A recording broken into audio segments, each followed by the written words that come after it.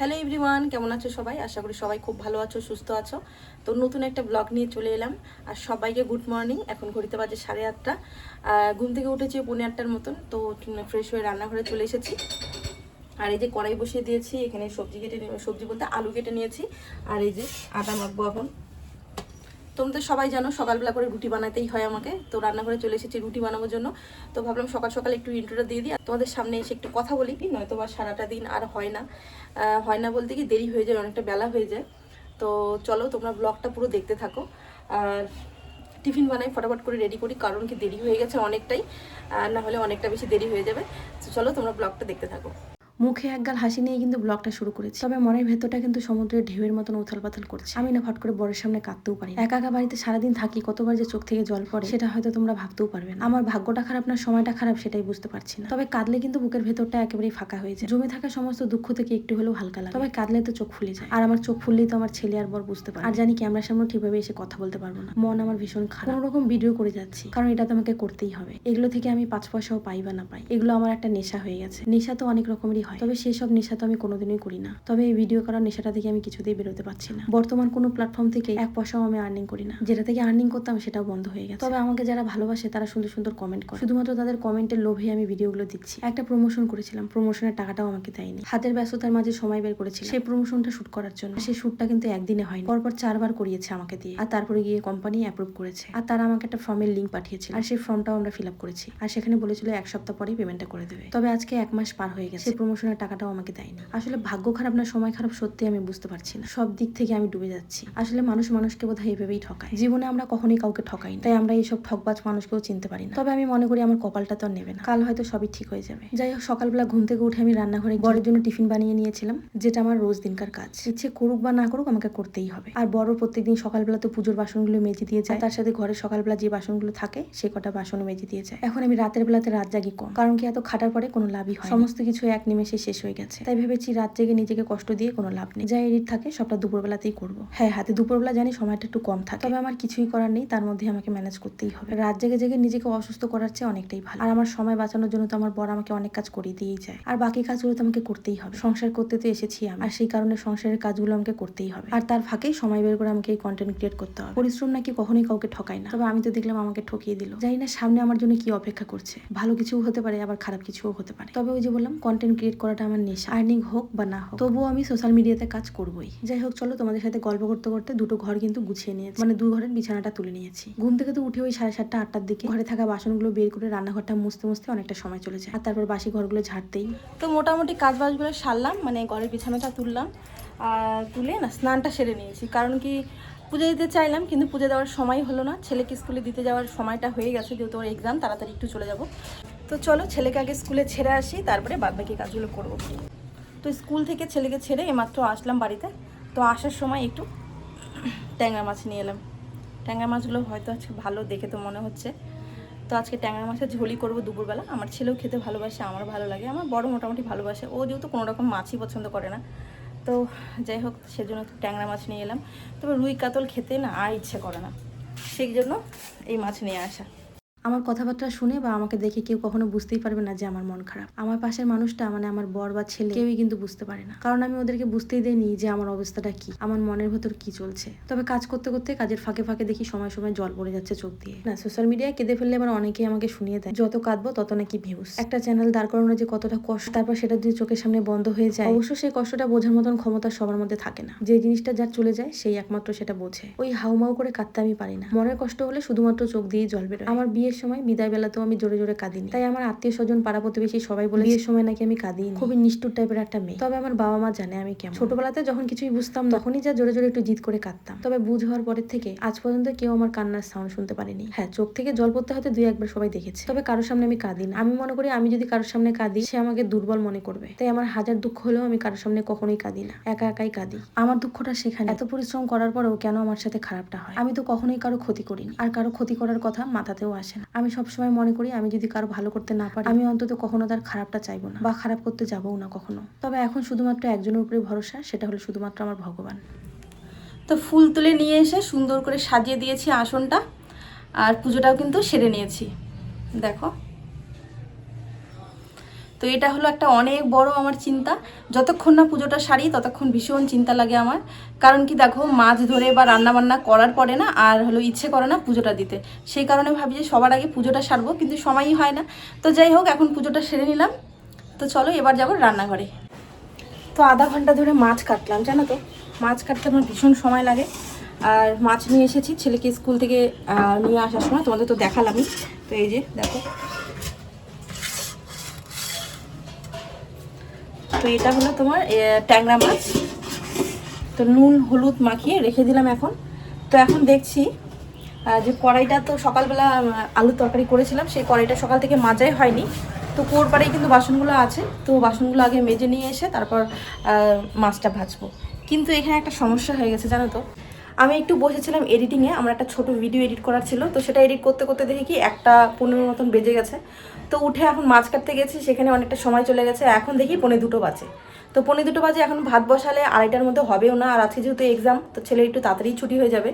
তো আমি যদিও 2:30টার দিকে যাই তাহলে দেরি হয়ে যাবে, ভাতটাও ফুটবে না। ভাত ওইভাবে বন্ধ করে রেখে যাওয়াটাও অসুবিধা হয়ে যায়। এর আগে একদিন গেছিলাম, অর্ধেক ভাত হয়েছে, গ্যাস নিভিয়ে দিয়ে ওইভাবে ছেলেকে আনতে গেছিলাম, এসে দেখি ভাত একদম ফুলে গেছে। আর পরে জলটাও টেনে নিয়েছে, ওই ভাতটা খেতে একদম বাজে লাগছিল। তো সেজন্য আমি আর এখন ভাত বসাচ্ছি না। তো এখন আগে ওই সকালের বাসনগুলো মাজবো। আর বর তো ওই যে কটা বাসন ছিল সকালে মেজে দিয়ে গেছে। তো এখন কড়াইটাতে যেহেতু মাছ ভাজবো, তো সেই কড়াইটা তোমাকে লাগবে এখন। তো সেটা মেজে নিয়ে আসবো।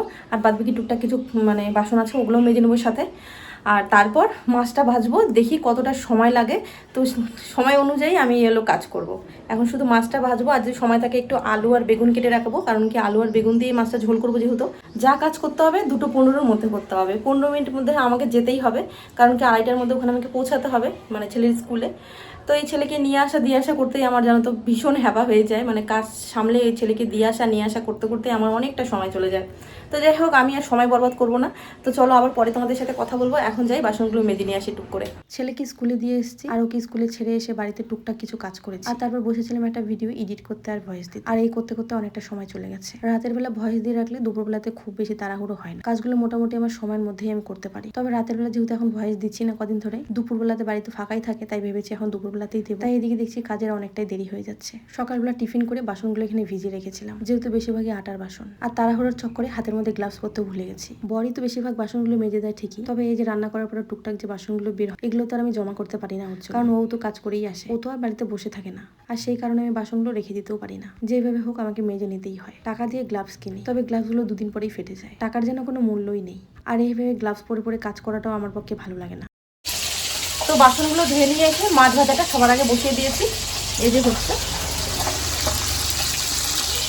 তো ফার্স্টে অর্ধেকটা ভাজবো, তারপরে অর্ধেকটা ভাজবো। একবারে ভাজতে গিয়ে না আমার কাছে এই মাছগুলো ভেঙে যায়, সেই জন্য অর্ধেক অর্ধেক করে ভাজবো। আর এই মাছ ভাজাটা হতে হতে ততক্ষণ আমি সামনের দোকান থেকে গিয়ে বেগুন নিয়ে আসবো। তো চলো আগে যাই বেগুনটা নিয়ে আসি, ততক্ষণে মাছটা হতে থাকে।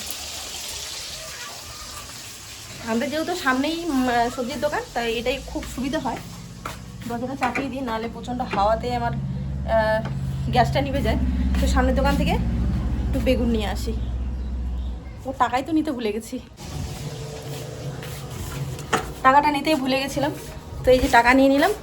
আর চলো এখন যাই দোকানে, দেখি কি কি আছে। কি কি আছে বলতে শুধু বেগুনি নেবো, আর তার সাথে টমেটো আর লঙ্কা নেবো। টমেটো আর লঙ্কা নেই ঘরে, তো সে কারণে টমেটো আর লঙ্কা নেবো। 10 টাকার দে, 10 টাকা টমেটো দে। আর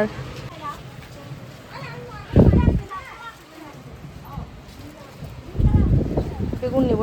তো এই দেখো সবজি নিয়ে আসলাম, লঙ্কা টমেটো আর বেগুন। সামনের দোকানগুলো যা হয় প্লাস্টিকও দেয় না, যাই হোক আমাদের চেনা জানাই দোকান। তো বেগুনগুলো না খুব একটা ভালো নেই, পোকা। তো আমি দেখলাম বেশিরভাগগুলো শক্ত, আর শক্ত বেগুনে তো বিচি হয়ে যায়। তো এরকম টাইপের বেগুনগুলো নিয়ে এলাম, এটা একটু নরম আছে। আর পোকাও দেখলাম নেই এই দুটো বেগুনে। বেগুন তো খাওয়াই যায় না, আমার ভীষণ অ্যালার্জি, তবুও খাবো। পাতলা করে একটু ঝোল করব বেগুন আর আলু দিয়ে। তো মাছটা বোধহয় হয়েই গেছে, দেখি মাছটা।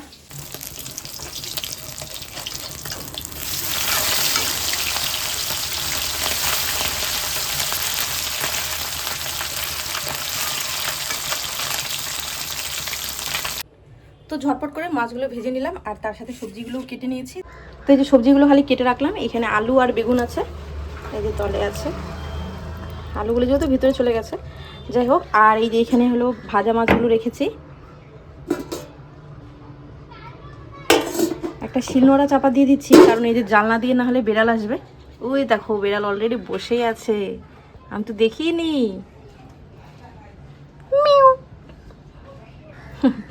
যাই হোক, ওখানে বসে থাকুক, আমার দেরি হয়ে যাচ্ছে। আর এদিকে টমেটো, লঙ্কা আর পেঁয়াজ কেটে নিয়েছি মাছের ঝোলের জন্য। তো এগুলো এখন ঢেকে দেবো, এগুলো ঢেকে দিয়ে আমি চলে যাবো এখন স্কুলে। তো এই হলো আমাদের মায়েদের জীবন, ছেলেকে স্কুলে দিয়ে আসা নিয়ে আসা, এই করতে করতেই আমাদের অর্ধেকটা জীবন চলে যাবে। সত্যি ভীষণ বিরক্ত লাগে মাঝে মাঝে নিজের জীবনটার জন্য, যে এই একটা জীবন তাড়াহুড়ো সকাল থেকে কাজবাজ করতে করতে একটা চলে যায় সময় আর কি। যাই হোক, চলো রেডি হয়নি। তো রেডি বলতে কিন্তু কিছুই না, শুধু কুর্তিটা পরে নিলাম, আর চুলও আঁচড়ায়নি। যাই ছেলেকে আগে নিয়ে আসি। আজকে যেহেতু এক্সাম, একটু তাড়াতাড়ি ছুটি হওয়ার কথা ছিল, তো দেখি। বল এক্সাম কেমন হলো? কেমন আছে এক্সাম? সব পারছিস? হ্যাঁ সব পাইছি, কিন্তু বাংলায় কিছু পাইনি। হ্যাঁ, বাংলায় কিছু পারিস নাই? মানে সব পাইছি, হ্যাঁ, মানে এলো শুধু দুইটা প্রশ্ন না পাই না। তো স্কুল থেকে এসে আর কিন্তু দেরি করে নিয়ে চলে এসেছি রান্নাঘরে। আর রান্নাঘরে রান্নাও চাপিয়ে দিয়েছি, ভাত বসিয়ে দিয়েছি, একটুখানি এডিট করতে বসেছিলাম, আর তারপরে কিন্তু সময়টা চলে গেছে। তো যাই হোক, এখন তো তাও অনেকটাই সময় পাচ্ছি নিঃশ্বাস নেওয়ার মতন।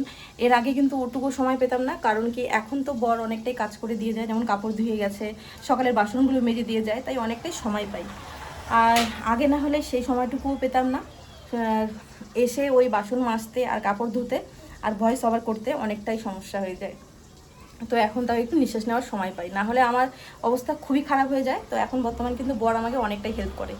এই খাবারগুলো যে রান্না করছি দুপুরবেলা, এগুলোই কিন্তু রাত্রেবেলা এসে খাবো, আর সেই জন্যই একটু দেরি করে রান্নাবান্নাগুলো করা। কিন্তু আমার ফ্রিজ নেই, তোমরা সবাই জানো। তো ফ্রিজটা নিতেও পারছি না, এমনিতে অনেক ইএমআই ডুবে আছে, সেই জন্য ভাবছি যে সেই ইএমআইগুলো থেকে বেরোলে একটা ফ্রিজ নিয়ে নেব।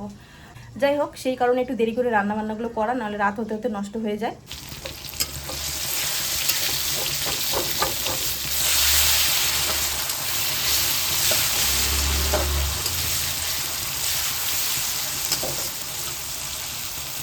তো মাছের ঝোল তো আমরা বাড়িতে সবাই বানাতে পারি, আমি মাছের ঝোলের রেসিপিটা তোমাদের সাথে শেয়ার করিনি। বেগুন আর আলু দিয়ে আমি মাছের ঝোলটা করেছিলাম। প্রথমে তো ওই লঙ্কা, পেঁয়াজ আর টমেটো দিয়ে হালকা একটু নরম করে নিয়েছিলাম লবণ দিয়ে ঢেকে, আর তারপর ঢাকাটা উঠে একটু নাড়াচাড়া করে আলু আর বেগুনগুলো দিয়ে দিয়েছিলাম। আর তারপর আলু আর বেগুনের মধ্যে নুন আর হলুদ দিয়ে দিয়েছিলাম আন্দাজ মতন। আর তারপরে এটা দিয়ে একটু নাড়াচাড়া করে হালকা হালকা ভাজা হয়ে যাওয়ার পরে জিরে গুঁড়ো, ধনে গুঁড়ো আর আদা বাটা দিয়ে নাড়াচাড়া করে নিয়েছিলাম। নাড়াচাড়া একবারে কষিয়ে নিয়েছিলাম। আর তার সাথে একটু কালারের জন্য দিয়েছিলাম একটু কাশ্মীরি লঙ্কার গুঁড়ো। যে কোনো তরকারি না কালার না হলে আমার আবার খেতে ইচ্ছে করে না, খাবার একটু কালারফুল হলে না খেতে ইচ্ছে করে, খাবারের প্রতি একটু রুচি আসে। আর তাছাড়া কথায় আছে না, প্রথমে দর্শনদারি আর তারপর গুণ বিচারি, তাই দেখতে যদি সুন্দর না হয় খাবো কি করে। যাই হোক, সবজিটা কষিয়ে কিন্তু জল দিয়ে দিয়েছি। বেগুন তো খাওয়াই যায় না, অ্যালার্জির সমস্যা, তবু আজকে খাবো। এমনিতেই সমস্যা জীবনে আমার কম নেই, স্কিনের সমস্যা তো রয়েছে, তার সাথে গ্যাস্ট্রিকের সমস্যাও রয়েছে, মানে আমার লিভারে ভীষণ সমস্যা। চারিদিকে বিভিন্ন সমস্যার মধ্যে ডুবে আছি এখন বর্তমান। মাছের ঝোলটা দিয়ে আমি চলে এসেছিলাম একটু কাপড় উঠাতে। সকালবেলা এই কাপড়গুলো আমার বড়ি ধুয়ে দিয়েছে, কাপড় নিয়ে এসে জমা করেছি। আগের দিনেরও কাপড় ছিল, সেগুলো ভাঁজ করিনি, সবগুলো কাপড় একসঙ্গে করে ভাঁজ করে রেখেছিলাম। সংসারটা দেখতে মনে হয় একটু, তবে সংসারের কাজ কিন্তু একটুখানি নয়। মানুষ বলে বড় সংসারে নাকি বেশি কাজ, আর ছোট সংসারে তো কাজই নেই। আর আমার মনে হয় সে কথাটা একেবারেই ভুল কথা। যার সংসারে যত লোক, তার সংসারে কাজ করার লোকও বেশি থাকে। রান্না করলেও সবাই মিলে একসঙ্গে রান্না করে, বাদ বাকি সংসারের সমস্ত কাজ সবাই একসঙ্গে মিলেই করে। কাপড় গুছিয়ে এসে দেখি আমার দিকে ঝোলটা ফুটে গেছে, তাই ঝোলের মধ্যে মাছগুলোকে ছেড়ে দিয়েছিলাম। এর আগের দিন মাছ নিয়ে এসেছিলাম, তবে মাছটা একেবারেই ভালো ছিল না, তবে আজকের মাছটা খুব ভালো ছিল, একেবারেই টাটকা। দেখো, সংসারে আমাদের অভাব থাকতেই পারে, তবে যখন যেটা খেতে ইচ্ছা করে তখন সেটা নিয়ে এসেই খাই। খাওয়া পড়াতে কিন্তু আমার বর কখনোই অভাবে রাখেনি আমাদের, বলে যখন যেটা খেতে ইচ্ছা করবে তখন সেটা বানিয়ে খেয়ে নিবা। তো চলো আমরা খেতে বসে পড়েছি, এই যে ছেলে আমি দুজনে। বর যেহেতু এখনো আসেনি, সেজন্য আমরা দুজনে খেতে বসে পড়েছি। মাছটা খুব টেস্ট আছে না? টেস্ট আছে। তো এই যে মাছের ঝোল, আমাদের কিন্তু বেশ ভালো লাগে, এই ট্যাংরা মাছ না বাবা, ভালো লাগে না? আমাকেও ভালো লাগে। তো মাছের ঝোলটা কিন্তু খুব টেস্ট হয়েছে, মাছটা ভালো ছিল আজকে। তো চলো খাওয়া দাওয়া করিনি, তারপরে তো আরও কাজ আছে, তারপর আবার তোমাদের সাথে দেখা হচ্ছে। তো আমি কিন্তু দোকানে চলে আসছি, আর বর আমাকে রেখে চলে গেল অফিসে, আর আমি যেগুলো সব গুছিয়ে নিলাম দোকানটা। আর আজকে না 5:30টার মনে হয় আগে চলে আসছে, ঘড়িটাও তো ভালোভাবে দেখিনি। আর চলে আসার পরে এখন দেখছি যে এখনও তো সন্ধেই হয়নি, দেখো বাইরে একদম প্রচণ্ড আলো। তো সন্ধে দেবো ভাবছি, তো সন্ধেই হয়নি, কি সন্ধে দেবো, সেই জন্য দাঁড়িয়ে আছি সব কিছু গুছিয়ে নিয়ে। হ্যাঁ, ওভেনটা গরম হতে দিয়ে দিয়েছি, ওভেনটা গরম হচ্ছে, কারণ কি ওভেনটা হিট হতে যেহেতু অনেকটাই সময় লাগে। আর দেখি কখন কাস্টমার আসে, এখন কাস্টমারের অপেক্ষা। সন্ধ্যাটা দিয়ে তারপরে বসে বসে কিছু বক্স বানাবো, বক্স যেহেতু নেই, পিৎজা বক্স। আর হ্যাঁ, আরো একটা কথা, সমস্যায় যে কিভাবে ডুবে আছে, সময়টা যে খারাপ, তার আরো একটা জলজন্ত প্রমাণ তোমাদের দেখাই। এতদিন ধরে সব ঠিকঠাকই ছিল দোকানেও, তবে আজকে দেখছি দোকানের লাইটটাও খারাপ হয়ে গেছে। 4টে লাইট একসঙ্গে কানেকশন করা আছে, তবে আজকে দেখলাম 4টের মধ্যে একটা লাইট জ্বলছে না। অন্য জায়গায় লাগিয়ে দেখলাম ওটা আর জ্বলছেই, মানে ওই একটা লাইটের ফিউজ উড়ে গেছে। আর তাছাড়াও বাইরে একটা ব্যানার লাগানো আছে, সেই ব্যানারের মধ্যেও আমরা লাইট লাগিয়েছিলাম, সেই লাইটটাও দেখলাম এখন আর জ্বলছে না, ওটারও নাকি ফিউজ উড়ে গেছে। আসলে আমার সময়টা যে কতটা খারাপ যাচ্ছে, সেটা এগুলো না দেখলে বোঝা যেত না। বর্তমান সব দিক দিয়ে সমস্যার মধ্যে ডুবে আছি, আর কদিন থেকে দেখছি ব্যবসাটা প্রচন্ড পরিমাণ ডাউন চলছে। এখন শুধু অপেক্ষা ভালো সময়। আমার ভালো সময়গুলো যেমন তোমাদের সাথে শেয়ার করি, খারাপ সময়টাও শেয়ার করলাম। তো এখন যেহেতু দোকান করব, মানে ব্যবসাটা শুরু করব, তো আর হয়তো তোমাদের সাথে কথা বলতে পারবো না, তো সেই কারণে ব্লগটা আজকে এখানেই শেষ করছি। দেখা হবে নেক্সট একটা ব্লগে। তো তোমরা ভালো থেকো, সুস্থ থেকো, টাটা।